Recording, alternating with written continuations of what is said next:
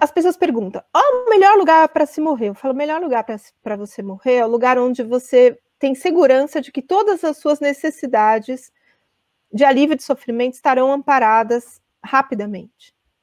Então, se você tem dor, se tem falta de ar, se tem sofrimento cognitivo, de confusão mental, agitação, a sua família está esgotada, todos os sofrimentos podem ser cuidados num determinado local. Pode ser sua casa? Pode. Mas para ser na sua casa, você precisa de uma infraestrutura que vai para além da sua vontade. Só querer morrer em casa não é simples assim. Então, no meu histórico, até está no primeiro livro, essa cena, a cena terrível da minha história profissional, onde eu fui cuidar de um rapaz que estava em final de vida por um câncer avançado, e esse menino queria ficar em casa, a mãe queria que ele ficasse em casa, eles confiaram em mim para que eu pudesse dar assistência, eles tinham recursos, então eles estavam com um home care, uma empresa de assistência domiciliar na casa, com a qual eu interagia, falava com a enfermeira responsável, falava com o médico responsável, nenhum deles com alguma noção de cuidados paliativos. Isso foi em 2004, 2003, 2004. E aí, esse menino entra num processo de grande sofrimento, agitação, vômito, muita dor, sangramento, tudo, aquelas coisas assim do inferno de Dante.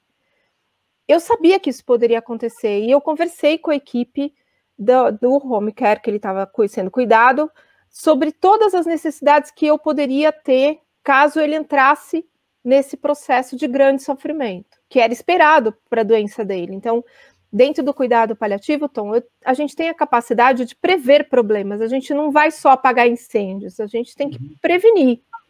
Eu sabia que tudo aquilo poderia acontecer, entrei em contato e pedi uma série de medicações que estivesse disponível na casa imediatamente, porque em algum momento eu precisaria daquilo na urgência. E eu não fui ouvida. A medicação que foi entregue na casa... E são remédios que são bastante específicos, não é assim, corre na farmácia e pega, né? Então, realmente tem que ter um planejamento, tem que ter um pedido e tudo mais. Eu fiz o pedido, eles entregaram um saquinho lá com os remédios, deixaram lá, e aí aconteceu isso numa sexta-noite em São Paulo, com chuva. Dia super fácil em São Paulo. Cheguei para fazer a visita do menino, eu precisava dessas medicações, quando eu fui ver, eles mandaram medicação de emergência, de reanimação. Então, adrenalina, atropina, substâncias... o contrário que você queria. Que, para mim, não precisava existir na face da Terra, porque não eram necessárias para aquele contexto. E aí, até que eu conseguisse medicação, se passaram mais de 4 horas. Com esse menino em sofrimento, com a família em sofrimento, eu em sofrimento, porque eu não podia sair de lá, e não podia fazer nada, literalmente. Eu lidei com uma impotência absoluta, de eu saber o que medicar e não ter a medicação.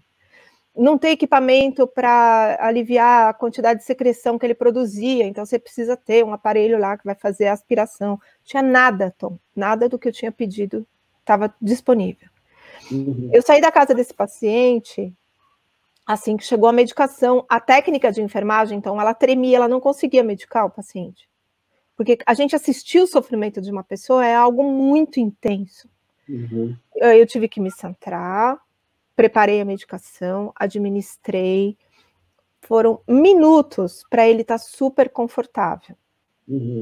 Desci do prédio, entrei no meu carro, o mundo caindo, eu desabei a chorar, eu não conseguia sair de lá dentro daquele carro.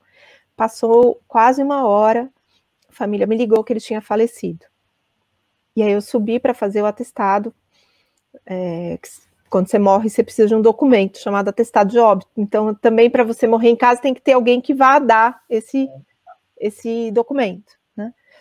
E aí, a família muito grata, porque eu consegui, última hora de vida desse menino, foi totalmente confortável. Então, quando você tem conhecimento técnico e você tem a medicação disponível, você tem os recursos disponíveis, você consegue fornecer o alívio do sofrimento em um curtíssimo espaço de tempo. que você tem visto, né, quando a morte acontece em casa, desta forma, cuidada, como é que acontece isso, assim, das pessoas, essa relação com o corpo, a relação nesse momento de passagem, como que as pessoas têm feito isso? Os cuidados das pessoas quando elas falecem em casa são os cuidados que são tidos com todas as pessoas que morrem. Você tem que preparar o corpo, e esse preparo do corpo é feito pelos profissionais da enfermagem, que tem esse treinamento, e no momento onde a gente vai vestir a pessoa, a gente vai maquiar, arrumar o cabelo, fazer a barba da pessoa, a gente convida a família para participar disso. Então, essa interação com a morte de uma forma carinhosa, respeitosa, né, do cuidado humano do processo, Tom, faz com que esta família, pelo menos o núcleo principal da família, filhos, esposo, mãe, enfim, todos paramentados também, cuidadosamente, né, porque a gente tem esse processo todo de elaboração desse tempo do luto antecipatório.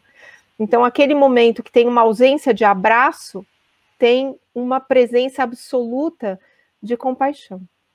Então, é muito frequente eu escutar das famílias assim, doutora Ana, você não pode abraçar, mas o teu olhar, a tua presença ali, a tua fala ali, o cuidado da enfermeira, o cuidado da Patrícia, o cuidado da Priscila, o cuidado da Carol, que são as enfermeiras que estão com a gente, os técnicos, esse cuidado ele é tão intenso de humanidade e amorosidade, que o abraço está contido nisso. Então, esse ritual, Tom, ele já é muito salvador, mesmo que depois no velório vai poder ter só 10 pessoas, mas a gente no processo de cuidado, a gente elabora essa realidade também com as famílias, né? Quem que vai ser essas 10 pessoas? A gente vai fazer uma celebração depois virtual, onde vai poder vir as 500 pessoas que amam o seu familiar, vão poder estar presentes. Tem a questão dos rituais, né, que você está fazendo maravilhosamente bem.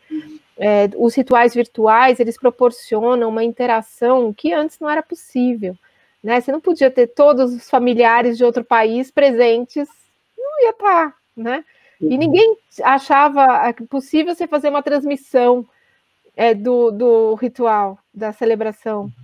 Não tem, era uma coisa impensável, assim, que coisa mórbida, vai transmitir, que né? Desrespeito. Que desrespeito. E agora é o caminho.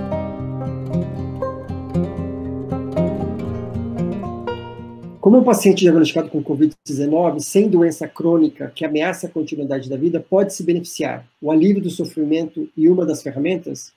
Eu acho que eu li várias matérias, acho que talvez a pergunta assim, alguém com Covid pode se beneficiar de cuidados paliativos? Acho que nunca na história da humanidade cuidados paliativos foram tão necessários como nesse momento da pandemia, Eduardo. Porque os profissionais de saúde, que são pouquíssimos, que têm habilidade de comunicação, de interação com o sofrimento do paciente, com essas realidades absurdas de gente jovem, sem doença pregressa, morrendo, morre pai, morre mãe, morre irmão, as pessoas perdem 2, 3 pessoas na mesma semana. Essa qualificação do profissional de saúde com cuidado paliativo dentro das suas ferramentas nunca foi tão necessária. Então, de fato, vai se beneficiar sim. Não tenho a menor dúvida.